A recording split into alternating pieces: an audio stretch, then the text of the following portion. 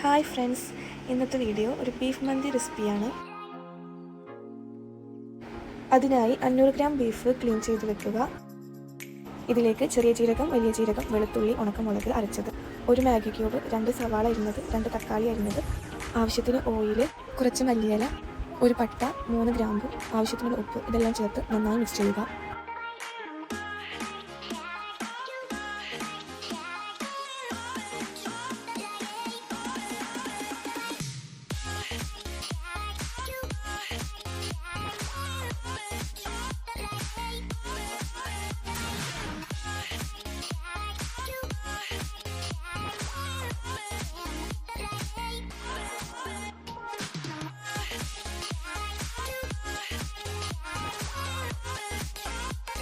ഇനി നമുക്കിതൊന്ന് വേവിച്ചെടുക്കാം.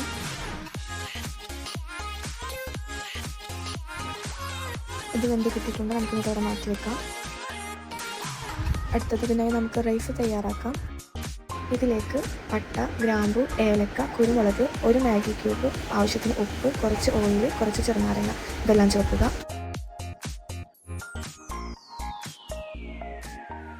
ഇതൊന്ന് തിളക്കാറായാൽ നമുക്കിതിലേക്ക് അരി ഇട്ട് കൊടുക്കുക.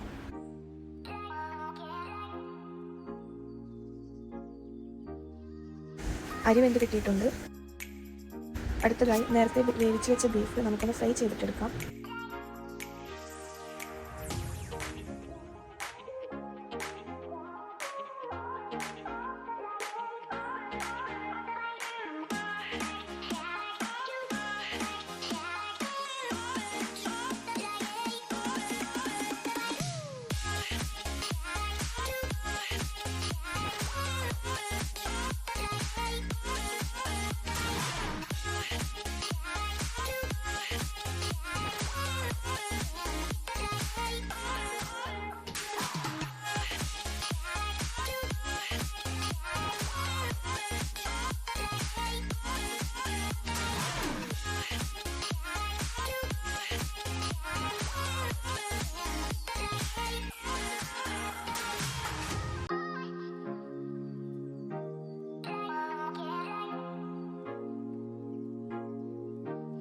നേരത്തെ വേവിച്ച് വെച്ച ബീഫിൽ നിന്ന് ഗ്രേവി കിട്ടിയിട്ടുണ്ട്. അത് നമുക്ക് റൈസിൽ ചേർക്കുക.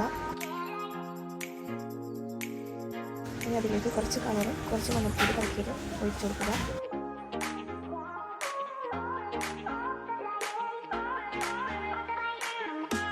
അതൊന്ന് കല്ലാത്ത പാത്രത്തിന് ശേഷം ബീഫ് ഇട്ട് വെക്കുക.